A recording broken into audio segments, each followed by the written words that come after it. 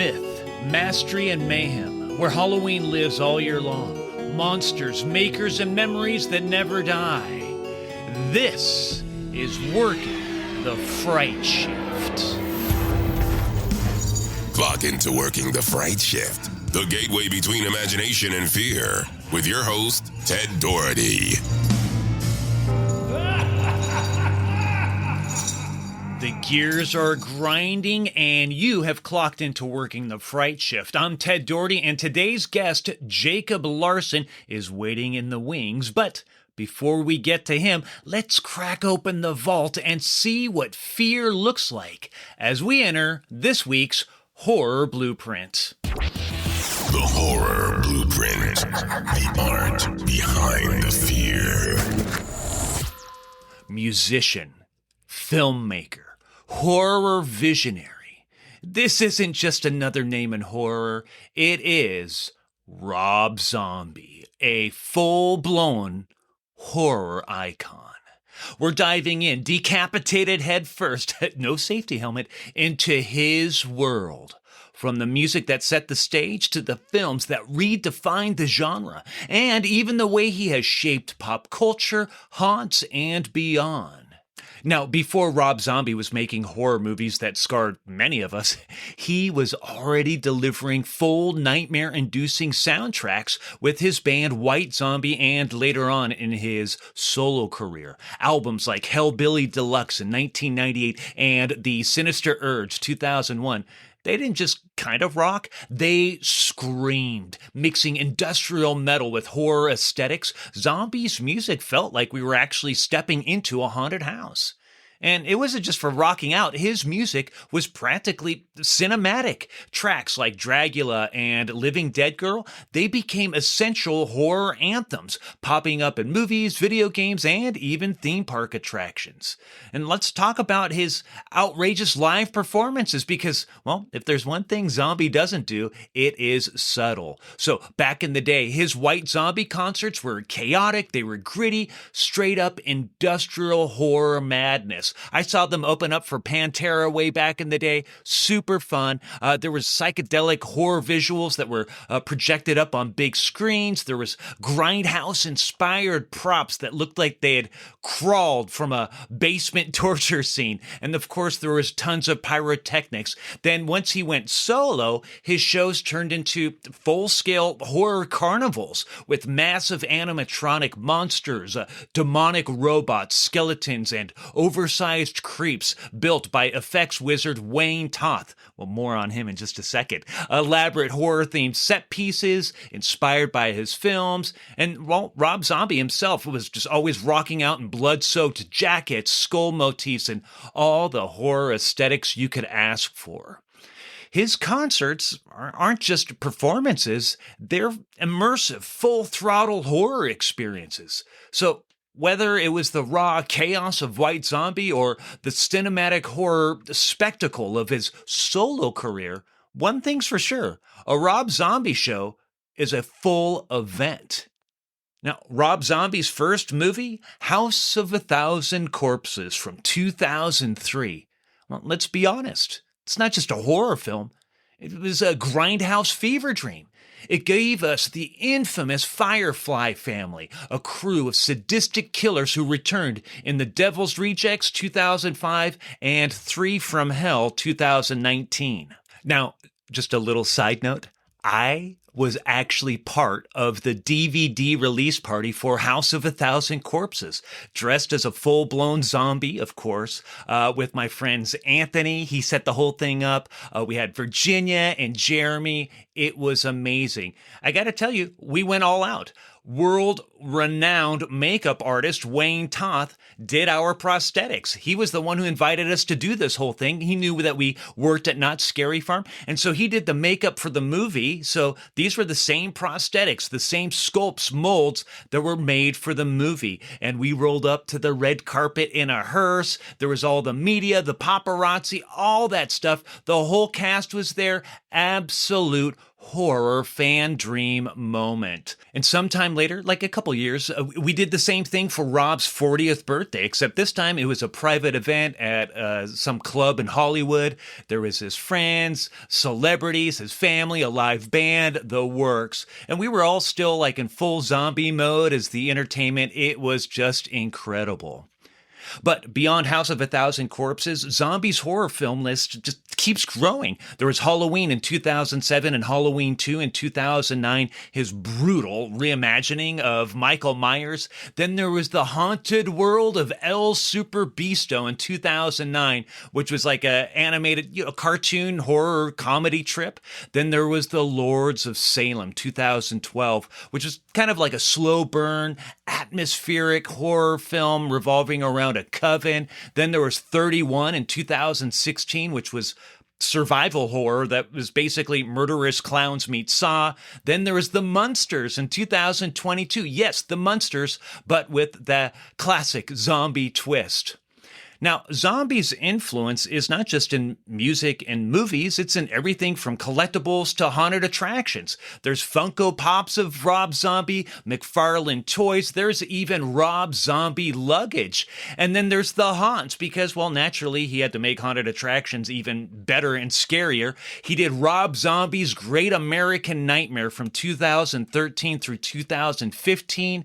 This was in Chicago, maybe a couple other areas. It was in Southern California and Pomona. That's where I went to it. And it was more of like a scream park that featured mazes based on House of a Thousand Corpses, Lords of Salem, where they actually like put bags over our heads, and the haunted world of El Super Beasto. Now, for House of a Thousand Corpses, you could opt in and get more of an extreme experience where the actors could grab you. It wasn't too bad. It was fun. But in my research for today's segment, I found a fun article in the Daily Bulletin where my good friend John Cook is quoted as saying, "The actors were more rude. It was different than a typical haunted house. It was great." I'm not surprised John felt that way. Of course, it was great.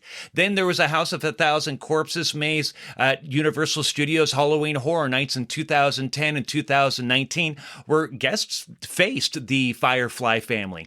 Then there was Rob Zombie's American Nightmare way back in 2000, which was one of the earlier zombie-inspired attractions at Universal's Halloween Horror Nights. Plus, he has judged on horror competition shows like Halloween Wars and Face Off, keeping his influence alive across pop culture.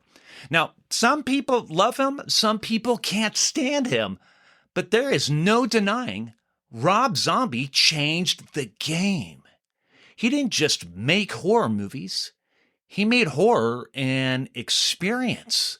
From music to haunted houses to clothing to pop culture itself, Zombie re-engineered horror into something you don't just watch. You feel it, you wear it, you live it. And that's why his impact isn't just a legacy. It's the very foundation of the horror blueprint.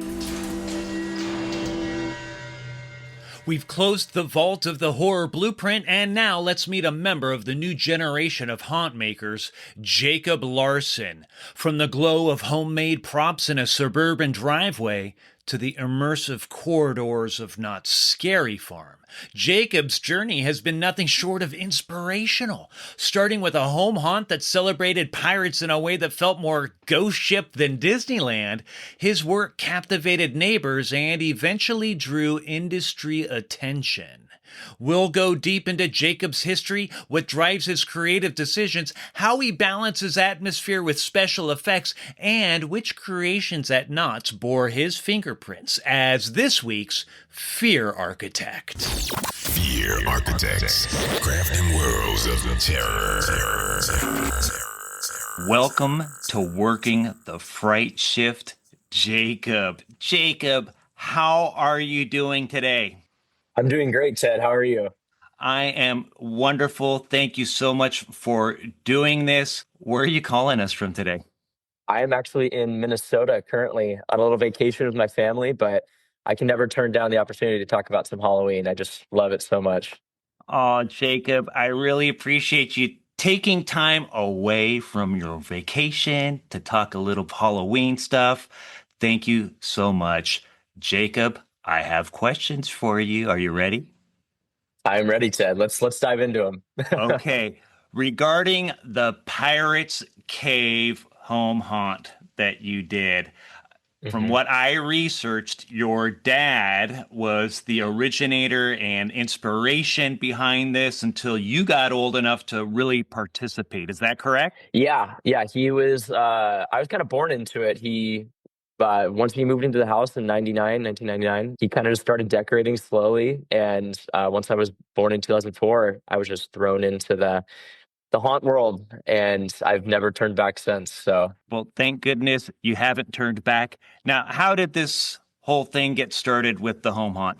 So that initial year that my dad had moved into the house, he had done home haunts when he was a kid in his parents' garage, and he always wanted to decorate his house when he finally owned a house. And they moved in October, I believe, so just enough time to like do a little something. So the first year that they moved into our house, he got a fan of the opera mask that he had in the closet, and I found a shovel in the side yard.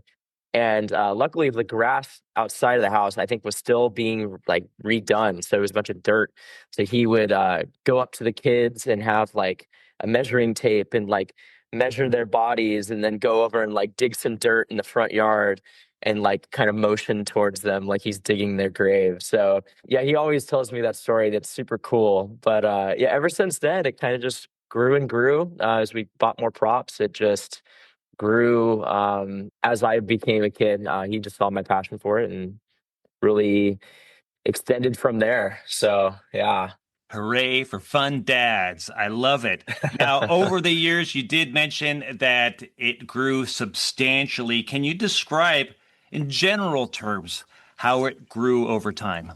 So I would say maybe when I was just getting into like elementary school, my dad had a prop fabricator friend. I don't. He might be still around. His name was Larry Carr from Abracadaver Productions, and he made us some really cool like stone walls, like these castle walls, and we put those up in our front entrance, just like walkway to our house. And that really like started, I think, the walkthrough of our haunt. And guests would just go up to the front of the door and come get some candy and come right back. And there were some small decorations, and like I believe there was one small like pneumatic pop-up character we had too. But yeah, from there, from getting those front entrance walls, once I got into middle school and high school, we started extending it more. And he would design scares for me too when I was a kid. I remember like he had this trapdoor scare that like I would like look out this little mail slot almost, and he's like, okay, you can see people coming down the hallway, and once you see them get really close, you're gonna pop up out of the top and then scare them. And I would have some mask on. I don't think we were sophisticated enough to have costumes fully made by then. I still remember like just wearing some old raggedy like nurse gown outfit and some mask I found at the local Halloween store. But yeah, kind of always remember those, like just him making little scare spots for me. And I just got more and more involved as the years went through, and it really grew from there. Well, it ran for quite some time, and in its latter years, it got very elaborate. Can you talk a little bit about how elaborate it really was toward the end? I'm talking, what was the last year that it ran? 2021 was the last year that So we operated. 2021. Okay, 2021. Can you walk us through what the version of the home haunt was in 2021? So last year we did the haunt, but I have to, before we get into that, the year before we did like a show out front that kind of like developed our story. So when we're going into 2021, it gave us this opportunity to really dive into a new narrative of like how these pirates came to be and like how they've been released into our world. So yeah, the story of 2021 was Curse of Calico Jack, and that was our main villain of the story. You were going on this mine tour, Larson and Sons Mining Company. And as you go into the mine, you go down an elevator that we created. So it was on pneumatics, and it would move around with a video that my dad had created, looking out the window. And you would go down and then you would go into this excavation room where these miners had found this chest and they were going to do an live opening for you. So you're in the room and they open up the chest, and that's the chest that releases the spirits of Calico Jack and his whole pirate crew.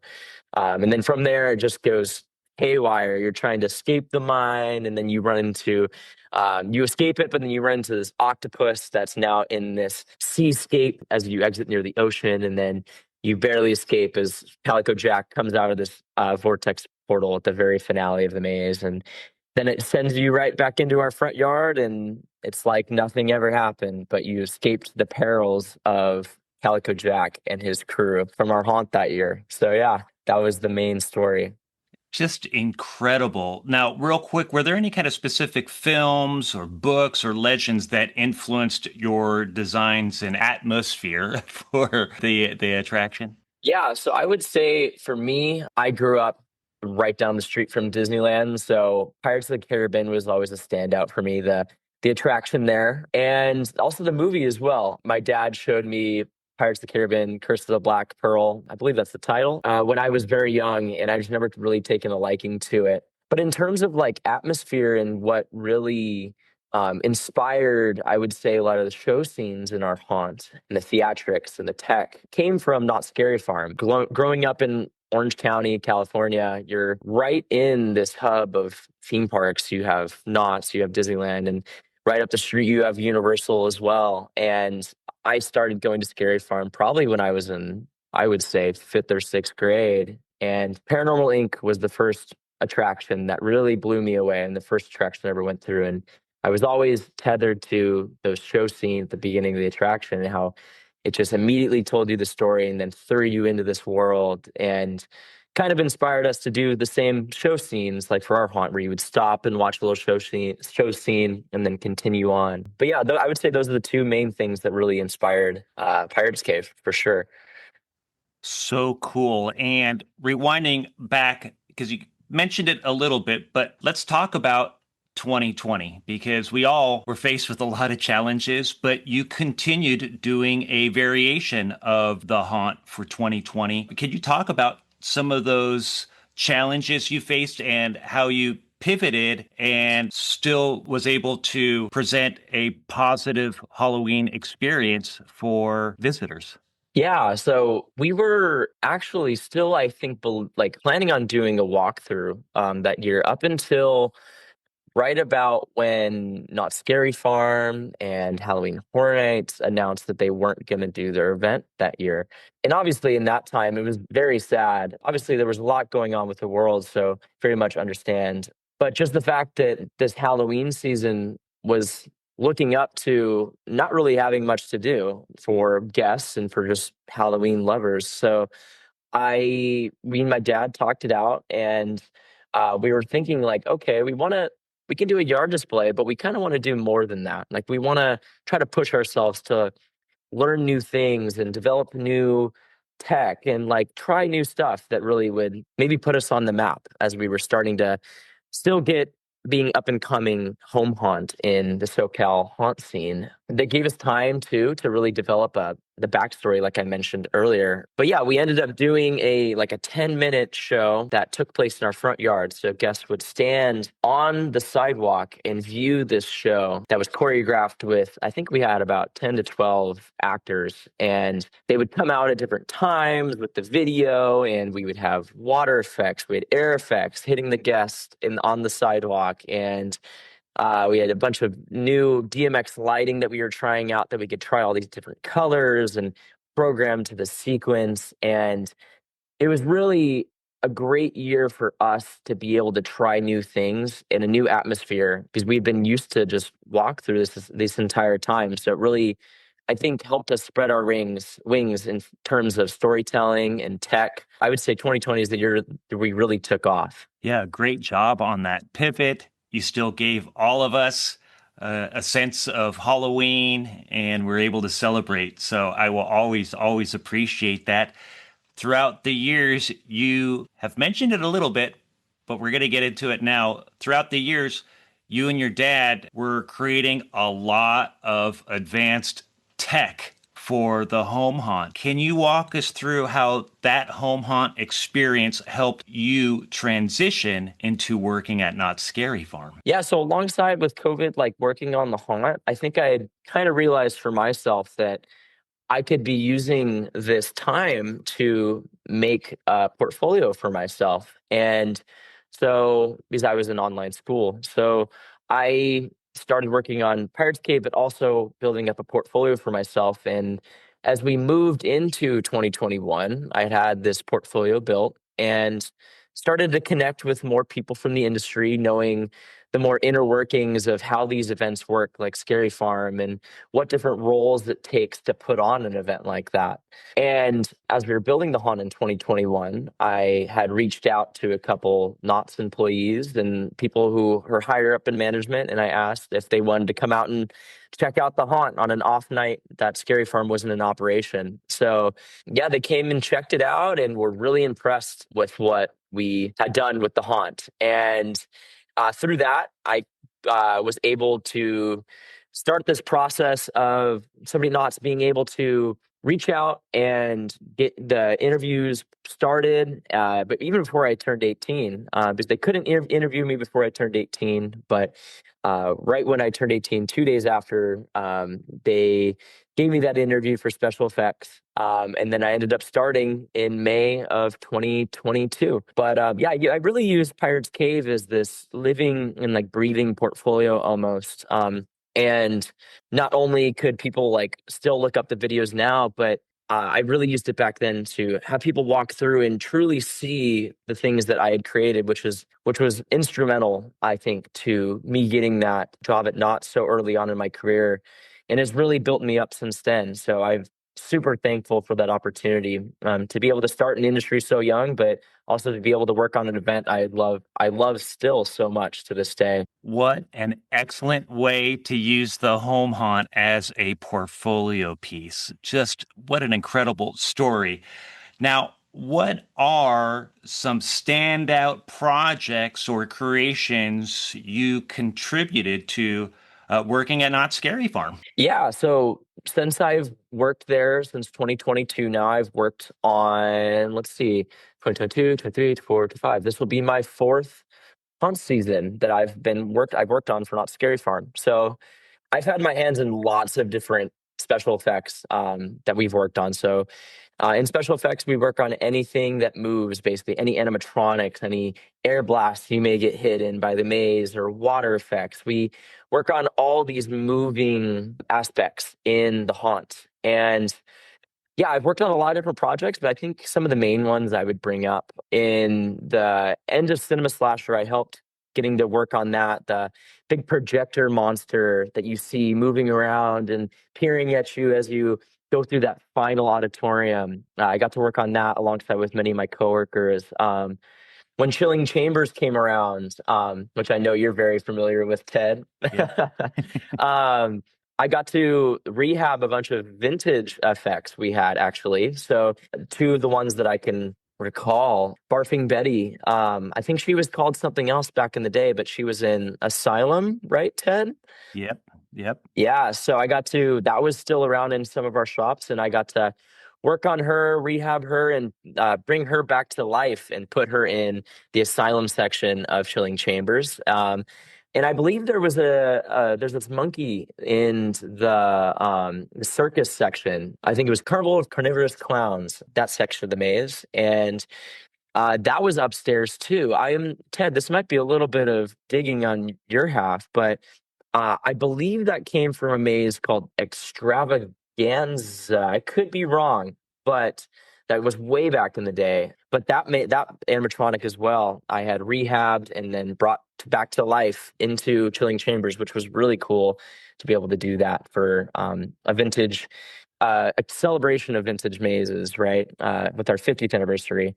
And then, yeah, the last couple that I've worked on is last year. I really helped with the R&D for mass producing lots of different spiders that were going to be put in widows, and how we can speed up that process and how we can create them and put them all throughout the maze. And then, yeah, also for this year, working on some projects too. So I can't wait for you guys all to see them with this upcoming season at Not Scary Farm. It's going to be a fun and spooky time. Jacob, we appreciate all of the hard work that you put into creating new effects and restoring old ones. Now, was there ever a specific moment at Scary Farm when you thought, whoa, I've made it? I can't believe this is happening. Yeah, I would say for me at the event would be opening night of 2022, my first season that I worked on Not Scary Farm. I think it was just really eye-opening to be rushing around the last couple hours before the event opens, trying to get this all ready to go and ready for these guests. And then right as soon as those guests were let in, just seeing them pour through and go through bloodlines and grimoire, the mazes that we had been working on. And it was really rewarding for me just to be on the other side, because I was that kid running through the gates on opening night. Can't wait to go through the new mazes and just so excited. And then being able to turn that table where I get to watch these guests come in and be so excited to see these mazes that I had now worked on, I think was really a moment for me that I realized I'm like, wow, I've made it. What a wonderful story and inspiration. Amazing. All right. Outside of all of these Halloween theme parks in the Southern California region, Jacob, for folks outside of this area, how would you describe the home haunt scene out here? The home haunt scene in Southern California is phenomenal. It's something that I feel like is very hard to describe if you had not grown up in the area. But if I had one word, I think I would choose vast. It is just so spread out across so many different areas of Southern California. And you have such a different, such a different, like, there's so much home haunts, there's like walkthroughs, there's yard displays, there's shows, there's so many attractions out there that people put on in their front yards just because they love Halloween and they love scaring people and setting this spooky atmosphere for people to enjoy. It's really cool to see. And growing up in it, I've been very much very appreciative, because I think it's truly influenced my love for it as well, on top of what my dad shared with me. But yeah, I mean, as a young kid, I remember going to Boot Hill and Irvine. That was one of my favorites. Very quaint, very small, but very detailed and very awesome. But yeah, I think the movie industry and like the theme parks really have inspired all these people in Southern California to create these things in their front yard, because we do have an abundance of them, and that is for sure. And I think they're still one of my favorite things to do around Halloween, just because you can truly see the passion. They're not charging for them. They're just doing it for the love of it. And it is one of the coolest things, I think, is to see that. I agree with you. Now, just a couple last questions and we'll wrap things up. Are there any Halloween traditions that you hold close, whether they are scary or sentimental? Mm. For me now, I think it's changed since I've been at Knott's, because obviously that was one of my favorite and sentimental ones, was getting to create home haunts with my dad. Although that phase of life has like shifted, I think I still have some really close traditions that I still love and cherish, that I want to do every year. Carving pumpkins, I think, is one of the biggest ones with my family and friends. Just getting like to carve pumpkins while we hand out candy on Halloween night is so much fun. My mom makes amazing chili and cornbread on every Halloween night, that I always look forward to. I think that's a fun little tradition. And then, like I mentioned on the last one, I think just looking at home haunts. I mean, even the ones we have, like the SoCal haunt list, which is amazing for trying to find home haunts and knowing when they're all operational. But honestly, just driving around too, without a list, without anything, just seeing those orange and purple lights down the street as you're driving, you're like, and then taking a quick left turn. Oh, I'm going to go down there. I think that's my favorite part, is just like driving around and finding displays, getting out, seeing the details, or it's just so much fun going to look at Halloween lights and seeing the fog creep over the street. That I think that's for me a moment when I realize I'm like, okay, this one's worthy of a stop. I'm going to get out as when I see that fog rolling over the street, a residential street. But yeah, I think home haunts, carving pumpkins, and then that amazing chili and cornbread that my mom makes every year are some of my favorite traditions. Incredible traditions. I love them. One final question for you. If you could design a haunt inspired by any horror subgenre, slashers, cosmic horror, folk horror, on and on and on, what would it be and why? There's so many fun subgenres really to play with. But I think if I could pick two, I would pick mythological and gothic horror. And I have two reasons for them. I think I would pick mythological just because I feel like there's so many interesting creatures out there and lores that we haven't dove in fully into yet in the haunt scene. And I feel it would just be so fun to create these monsters, like the monster design that goes into creating masks and puppets, like, and truly coming up with this horrific and original looking monster that we haven't seen. I think that'd be really fun to design, but also to build, because I think that's kind of where my mindset's out nowadays is like, okay, how am I to design this? But also, how are we going to build this and how is it going to look? I think that's what kind of goes through my mind when I think of what I would want to build an attraction off of, like what genres. And then the other one I think would be gothic, just because the scenic design is so cool. I think of like movies like Crimson Peak, Sleepy Hollow, and even a couple mazes like The Haunting of Hill House. I love stepping into these worlds that are not like our own, and they're so unique and they're so detailed, and you can really get caught in the the details of the maze. And those are the ones I think that I want to keep going through. I can see myself going through those mazes over and over and over again, just because I get lost in those sets. And I think when I would want to design a maze or build one, I think I envision myself in these worlds that I would want to be in. And gothic and mythological, I think, would be a fun maze to build around for sure. Well, you've sold me. I hope you can create them so I can go through them.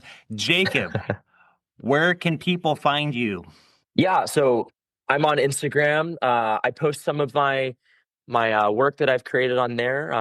My Instagram is jacob.larson365. I'm also on Facebook, LinkedIn. I think LinkedIn is the best way if you want to see the projects that I've worked on and the different stuff I've got to be in. Definitely check out LinkedIn. I've put a lot of my posts. You can also look at my portfolio on there. But yeah, any of those social media sites. And I love Halloween. So if in person, you can always see me at Midsummer Scream on events in line for some attraction. I will always be there. Jacob, thank you so much for all the work that you've done, and thank you for working the Fright Shift.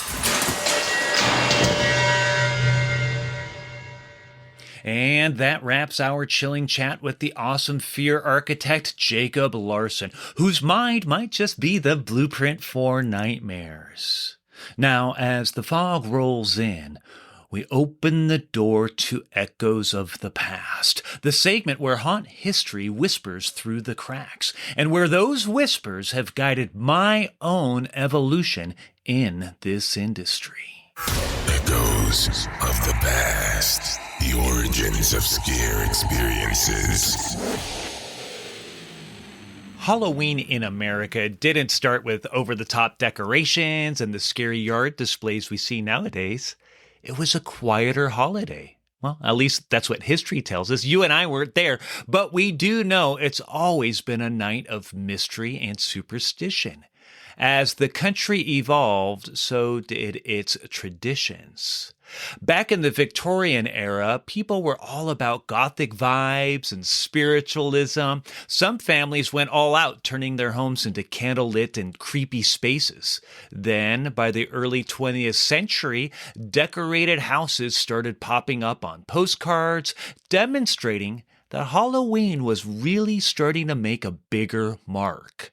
Fast forward to post-World War II, and Halloween was going through a major growth. Trick-or-treating exploded in popularity, and neighborhoods started embracing the Halloween season in huge ways. Front lawns weren't just lawns anymore, they became haunted spaces. Bed sheets turned into ghosts, cauldrons bubbled in driveways, and cardboard gravestones lined front yards.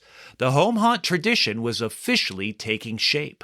I can't really speak to towns outside of Southern California. This is where I grew up. But here, things really kicked into high gear in the 1970s. In 1973, same year Not Scary Farm debuted, Gary Korb changed the game with the hallowed haunting grounds in Studio City. It wasn't just a yard display. It was an immersive Halloween experience. Korb's haunt wasn't about tossing a few decorations on the lawn. He created a whole atmosphere that rivaled professional themed attractions. He did this for over 30 years. Unfortunately, Gary is no longer with us, but his creativity set the stage for hundreds, if not thousands, of suburban haunters in this region who followed in his footsteps. And here's the thing. Home haunts started as small neighborhood traditions, but some of them grew into full-scale productions. Many professional haunters actually got their start building terrifying walkthrough experiences right in their front yards.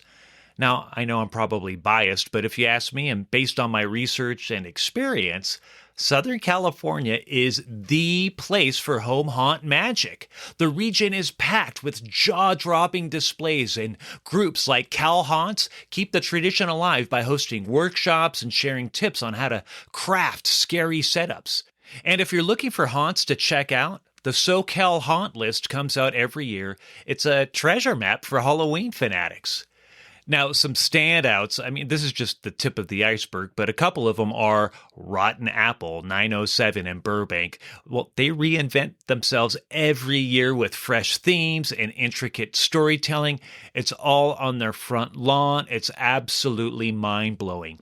Then there's Samhain's Lot in Rancho Cucamonga. Started as a yard display, but in 2024, they offered an exclusive walkthrough experience, which was next-level immersive theater with Adam Jess effects, who you may have seen at Transworld or other haunt events for some of their amazing props. Then there is the Farm Haunt, originally in Burbank and now out in Santa Clarita. They were inspired by theme park haunts like Not Scary Farm, and they blend rural horror with incredible effects. And it's no longer around, but there was the Backwoods in Burbank that went through the backyard with huge set pieces, outrageous. The Opachi Haunt, that was amazing, interactive. These are just a few. Like I said, this is just the tip of the iceberg, but the list goes on and on and on with amazing home haunts in this region. Now, home haunting is not just a local Southern California tradition. It's national. Shows like the Great Halloween Fright Fight on ABC, they highlight some of the most over-the-top home haunts across the country, with families competing for a $50,000 prize. One of the standouts was Lehman Manor in West Chicago, Illinois, built by a teenager with over 150 animatronics and some serious storytelling chops. And of course, Southern California's own Reichland Asylum got well-deserved recognition on the TV show. But if you want an even deeper look, I recommend the documentaries The American Scream and Epic Home Haunts, especially if you love seeing the creativity behind these displays. But at the end of the day, most home haunters don't do this for any kind of profit. They do it for the love of Halloween, the thrill of seeing families laugh, watching kids get scared, but they secretly love it, and creating something unforgettable. For thousands of haunt creators, that first spark of creativity came early. For me, it was when I was 8 years old. This is all at my parents' house. My older brother, my mom spearheaded the whole thing, and I was the star of the show, Dracula. So the attraction was Castle Dracula, and my mom made flyers to hand out to the neighbors, but it was not like a typical Halloween display. This was a walkthrough of the interior of my parents' house. So visitors were greeted and guided by my brother, who was portraying Quasimodo, and they were led through themed rooms, Dracula's lair, which was where I pretended to be asleep in my coffin, which was actually the living room couch. They went through a witch's den, which was my little sister's room where my mom was dressed as a witch, and they had my baby sister in her crib that my mom decorated to look like an oven. Then they went through Frankenstein's laboratory. There was the body on the slab, and a neighbor was the doctor. And then they went out to the graveyard where my dad was the gravedigger with our dog Easy. I loved her. And my dad was holding like a fishing string, and he could pull that to drop a ghost on people passing by in the backyard. And finally, the fortune teller's shack, which was the backyard shed. And that was where my Auntie Wynn was the fortune teller. So she gathered the group around her seance table. She was whispering, the guests leaning in to listen. And out of nowhere, bam! Dracula, 8-year-old me, slammed the side of this metal shed, scaring the crap out of everybody, and chased the group down the driveway, and that was our little home haunt. Sounded fun, right? But that childhood experience, it was definitely cheesy, but it was also unforgettable. It planted the seed for what would become a lifelong passion. And like many home haunters across America, this creativity didn't just stay in childhood. It evolved as we grew older. Halloween isn't only about candy. It's about transforming into something else. Homes turned into haunted castles and graveyards. Costumes turning into whatever we want. It's about creativity, imagination, and community. Home haunts capture the true magic of the holiday. It's not about the biggest attraction or the scariest jump scare. To me, it's about people, about sharing an experience, about stepping into the world that dreamers in our own neighborhoods create. Just look at all the giant Spirit Halloween and Home Depot props popping up everywhere.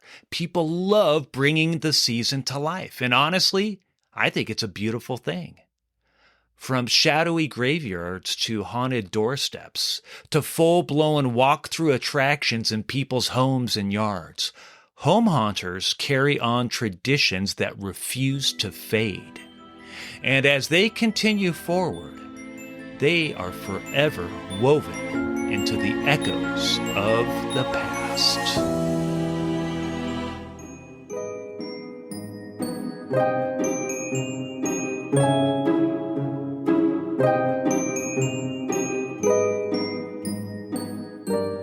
And just like that, our shift comes to a close. Huge thanks to our fear architect, Jacob Larson. Within these stories is the blueprint of fear itself. How we face it, how it transforms us, how we create it, and sometimes how it sets us free. If you liked what you heard, do us a favor and tell a friend to tell a friend. Give us a good review, 5 stars, and help spread the word. Thanks for spending your nightmares with us. I'm your host, Ted Doherty. Beast wishes, and until we meet again, it's officially time to clock out of Working the Fright Shift.